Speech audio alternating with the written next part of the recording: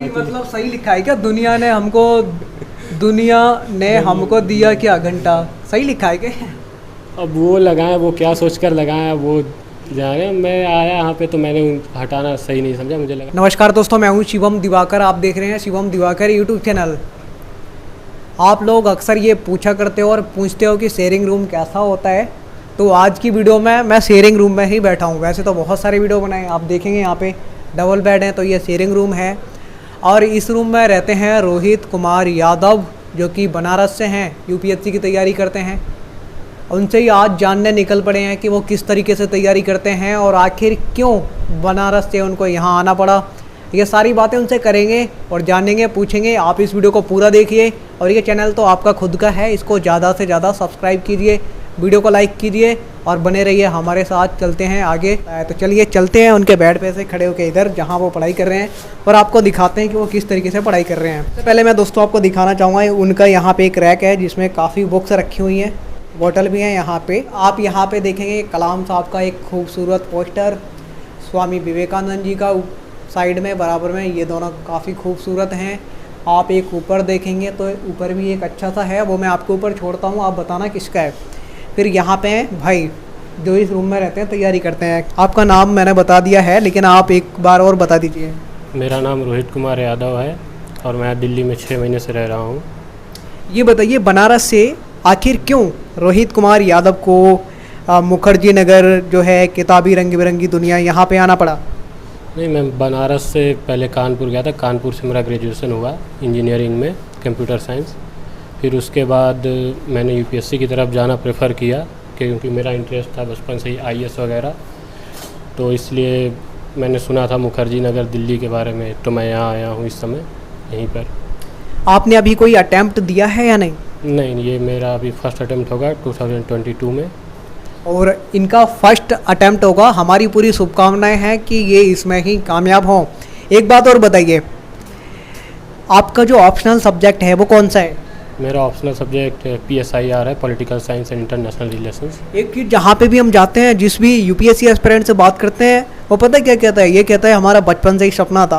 मतलब बचपन में ही कैसे पता चल जाता है, हमें ज़रा ये बताइए। नहीं, बचपन में नहीं कह सकते, मतलब कि प्रॉपर, मतलब जब आप थोड़े मेच्योर होते हैं, जब आप 9, 10, 11th में होते हैं, तो आप देखते हैं अपने आसपास के माहौल को, तो वहाँ से आपको एक मोटिवेशन मिलता है कि आपको किस फील्ड में जाना है। फिर उसके बाद 12th के बाद, फिर उसके बाद आप कॉलेज में जाते हो, तो आप देखते हो कहाँ पे आपका इंटरेस्ट बन रहा है, फिर उस हिसाब से आप जाते हो।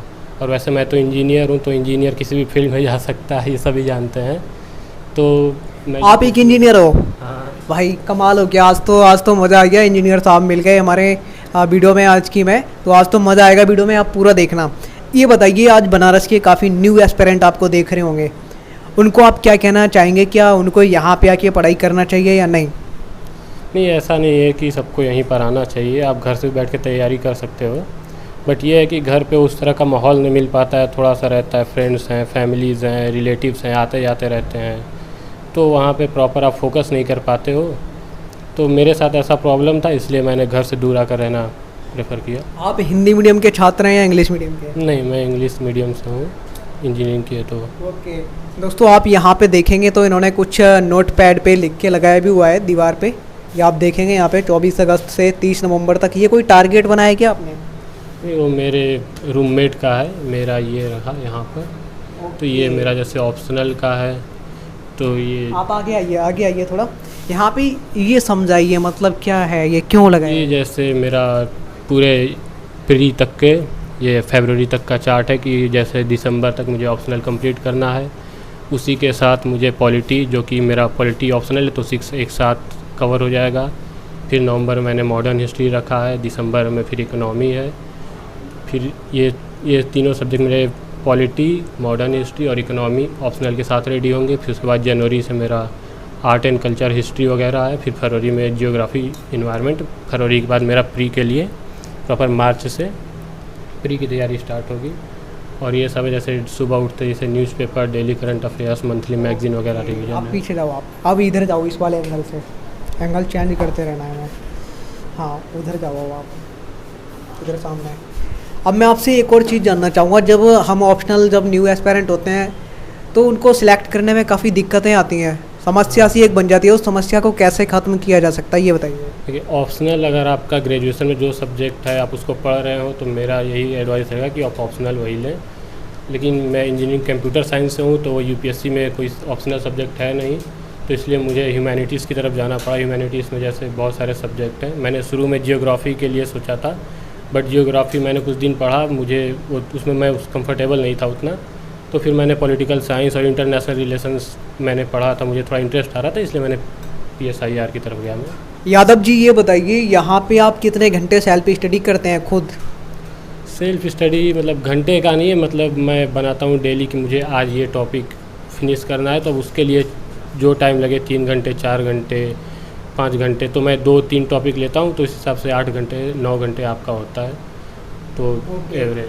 ये बताइए, आपने यहाँ पे आके कोई कोचिंग संस्थान ज्वाइन किया है, संस्थान या नहीं? नहीं, मैं जब यहाँ आया था तो सारी कोचिंगें बंद थी, तो मैं कोई कोचिंग प्रेफर नहीं किया। मैं GS का कोचिंग करूँगा भी नहीं, उसके लिए मैं ऑप्शनल के लिए देख रहा था, ऑप्शनल की कोचिंग्स खुल गई हैं, तो अभी मैं ऑप्शनल के लिए देख रहा हूँ, ज्वाइन करूँगा उसके बाद। अभी आप यहाँ पे कुछ ऑनलाइन पढ़ रहे थे क्या? हाँ, अभी मैं थोड़ा पॉलिटिकल साइंस का देख रहा था, थोड़ा डाउट क्लियर कर रहा था यूट्यूब से। ग्रेजुएशन वगैरह आपने कहाँ से कंप्लीट किया है? ग्रेजुएशन मेरा कानपुर से हुआ है, doctor Ambedkar institute of technology, engineering in computer science से हुआ है मेरा ग्रेजुएशन। क्या आप हिंदी मीडियम के छात्र हैं, इंग्लिश मीडियम के? नहीं, मैं इंग्लिश मीडियम का छात्र हूँ, हिंदी मीडियम में। ये हाँ, एक और क्वेश्चन यहाँ पे आ गया। ये कहा जाता है कि बहुत सारे स्टूडेंट जो इंग्लिश मीडियम के हैं एस्पायरेंट, वो मुखर्जी नगर में बहुत कम रहते हैं, ना कि बराबर। तो मैं यहाँ पे देख रहा हूँ, लेकिन मुझे कई दिन से लगातार अब इंग्लिश मीडियम के ही मिल रहे हैं। ये कहा जाता है हिंदी मीडियम का यहाँ पे पूरा दबदबा है, उनका पूरा क्राउड है, इंग्लिश मीडियम के लोग करोल बाग ओल्ड राजेंद्र नगर उधर रहते हैं, पटेल नगर की साइड। तो आप मुखर्जी नगर में क्यों रहते हैं? कि आप सेल्फ स्टडी करते हैं इसलिए, क्योंकि कोचिंग इंग्लिश मीडियम के वहाँ पे हैं कोचिंग, इसलिए? नहीं, अगर मुझे कोचिंग ज्वाइन करना होता तो मैं करोल बाग रहता।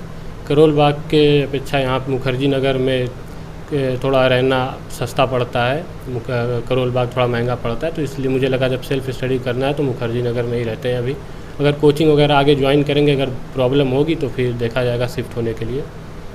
ओके, एक चीज़ मैं आपसे ये जानना चाहूँगा, ये एक PG होता है और एक होता है हमारा घर, तो वहाँ पे हम रह के पढ़ाई क्यों नहीं कर पाते? वैसे आपने बताया रिश्तेदार आते जाते रहते हैं, लेकिन इससे पहले देखा जाए तो लोग घर पे ही रह के ही पढ़ाई करते थे, तो अब लोगों का माहौल क्यों नहीं बन पाता है घर पे? देखिए, बहुत सारी चीज़ें हो गई हैं घर पे, जैसे आप मैंने बताया शुरू में ही, फैमिलीज़ हैं, फ्रेंड्स हैं, आप रहते हो वहाँ पे तो होता है कि फैमिली फ्रेंड्स आते रहते हैं, अगर आप उनके साथ ना जाओ तो उनको भी बुरा लगता है कि नहीं आ रहे हैं, तो इससे अच्छा आप घर से दूर रहो, तो वो भी नहीं, आप फ़ोन पे बात कर लो वगैरह, ठीक है। और रही बात पहले की, तो पहले सही था, उतना कंपटीशन नहीं था, आज के समय काफ़ी कंपटीशन है, तो आप कोई डिस्ट्रैक्शन नहीं चाहते हो, आप चाहते हो आप जिस चीज़ के लिए दे रहे हो एग्ज़ाम, तो आप पूरी तरह से उस पर फोकस रहो लाइफ में, और कोई डिस्ट्रैक्शन ना हो, इसलिए लोग ज़्यादातर घर से दूर रहते हैं, डिस्ट्रैक्शन वगैरह ना हो इसलिए। ओके, मैं बहुत सारे UPSC एस्पिरेंट के रूम में जाता रहता हूँ, तो मुझे यहाँ पे जैसे ये मैप लगे हैं, ऐसे बहुत सारे लगे हुए मिलते हैं, मतलब इनसे क्या मदद मिलती है, क्यों लगाते हैं UPSC एस्पिरेंट, इनके बारे में ज़रा बताइए। अगर मैप की बात हुई तो UPSC एस्पिरेंट के लिए मैप कंपलसरी होता है। जैसे यहाँ पे देख रहे हैं आप, ये इंडिया का पॉलिटिकल, चलिए आगे चलिए और बताइए। ये इंडिया का पॉलिटिकल मैप है, और ये आपका इंडिया का फिजिकल मैप, और ये वर्ल्ड का पॉलिटिकल मैप है। तो आपको चीज़ें पता होनी चाहिए कि आप जैसे पढ़ते हो कुछ भी, जैसे अभी SCO की मीटिंग वगैरह हुई है, तो आपको पता होना चाहिए SCO की मीटिंग में जो कंट्री हैं वो वर्ल्ड में कहाँ पर हैं, किस, जैसे SCO कंट्रीज ये ज़्यादातर मिडिल ईस्ट रीजन में है, तो उस हिसाब से आपको देखना पड़ता है मैप वगैरह कहाँ पर हैं, तो धीरे धीरे आपको एक रेडी हो जाता है, दिमाग में बैठ जाती हैं चीज़ें, तो आप उससे रिलेट कर पाते हो, जो चीज़ें पढ़ते हो तो कहाँ पर चीज़ें हैं उस ओके, एक चीज़ और मैं आपसे जानना चाहूँगा, यहाँ आपकी ये कौन कौन सी किताबें हैं, नोट्स हैं, क्या हैं, इनके बारे में बताइए, यहाँ क्या रखा हुआ है? यहाँ पे मेरी अभी ये ऑप्शनल के बुकलेट्स हैं, ये सुब्रमण्यन मैम के नोट्स हैं ये, और उसके बाद मेरी कुछ बुक्स हैं, जैसे art and culture, Nitin Singh. आप दोस्तों यहाँ देख सकते हो, इनकी बहुत सारी बुक्स रखी हुई हैं यहाँ पे, और एप्पल भी हैं यहाँ पे, चने भी हैं, तो आप आके खा भी सकते हो। एक चीज़ और जानना चाहूँगा मैं यहाँ, जो काफ़ी अच्छा यहाँ पे लग रहा है, ये मतलब क्या है? दुनिया ने हमको दिया क्या? घंटा? ये मतलब किसने लगाया है ये? नहीं, ये मतलब मेरे आने से पहले जो इसमें रहते थे उन्होंने लगाया है, हो सकता है उनका कुछ रहा हो, दुनिया वालों में भरोसा ना रहा हो, तो इस वजह से उन्होंने लगाया हो। काफ़ी मतलब सही लिखा है क्या? दुनिया ने हमको दिया क्या? घंटा? सही लिखा है क्या?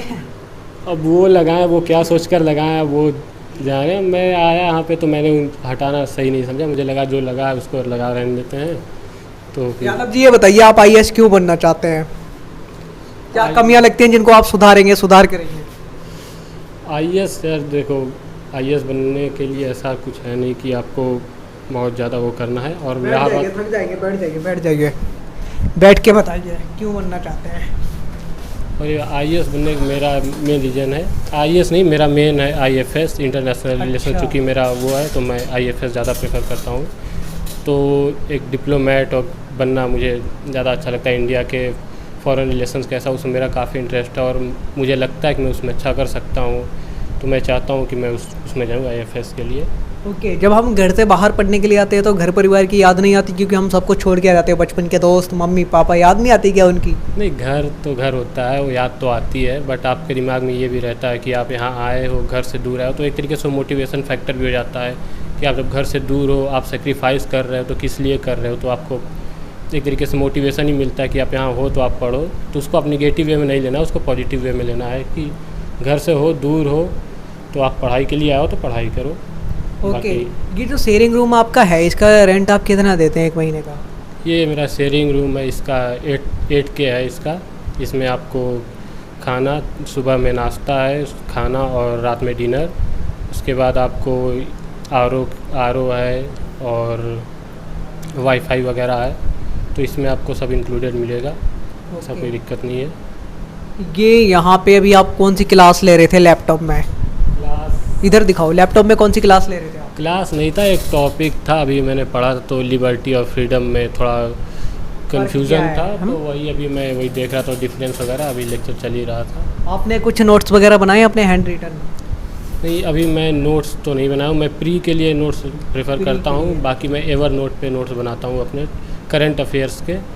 और अभी जैसे पॉलिटी का है लक्ष्मीकांत, तो वो काफ़ी प्रिसाइज है, तो उसमें नोट्स की कोई ज़रूरत नहीं पड़ती, मैं बुक्स पर ही हाइलाइटर्स मार्क करता हूँ। बाकी आगे जब पढ़ूंगा कोई सब्जेक्ट जब उसमें नोट्स की ज़रूरत पड़ेगी, जैसे हिस्ट्री वगैरह में, ज्योग्राफी में, तो उसमें प्रिसाइज नोट्स है, तो उसके लिए नोट्स बनाएंगे आगे। ओके दोस्तों, इनकी टेबल पे अगर आप यहाँ पे देखेंगे तो अभी लैपटॉप में ये एक टॉपिक जो है उसके बारे में पढ़ रहे थे, इसका नाम आप यहाँ पे देख पा रहे होंगे।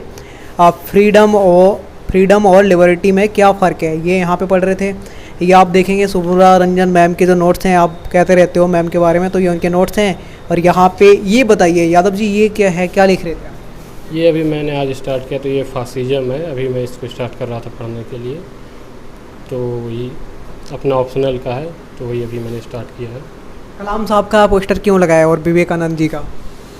विवेकानंद जी का ये काफ़ी इंस्पायर करते हैं हम लोगों को, कलाम साहब के बारे में सब लोग जानते हैं, तो एक मोटिवेटिंग फैक्टर रहता है आपको, क्योंकि आप जब यूपीएससी पढ़ते हो तो आप सिर्फ पढ़ते रहते हो 8 घंटे 9 घंटे जो भी, तो आप 2 3 4 दिन पढ़ते हो, उसके बाद आपको थोड़ा सेल्फ डाउट होने लगता है, तो उसके लिए आपको थोड़ा मोटिवेशन वगैरह चाहिए था, तो थोड़ा सा होता है, आप सामने देखते रहते हो तो लगता है कि नहीं आपको पढ़ना चाहिए, तो थोड़ा मोटिवेशन फैक्टर वगैरह के लिए।